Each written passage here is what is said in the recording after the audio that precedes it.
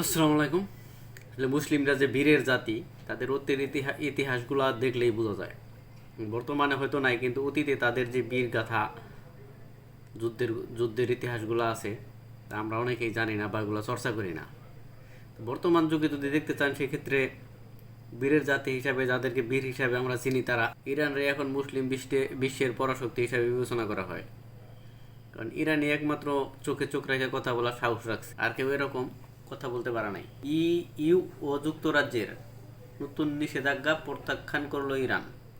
ইরানের পররাষ্ট্র মন্ত্রণালয়ের মুখপাত্র ইসমাইল বাগাই, নামও যেমনে কামও হেমনে বাঘের মতো, ইউরোপীয় ইউনিয়ন ইইউ ও যুক্তরাজ্যের কর্তৃক ইরানের বিরুদ্ধে আরোপিত নতুন নিষেধাজ্ঞাগুলো প্রত্যাখ্যান করেছে ইসলামিক প্রজাতন্ত্র ইরান।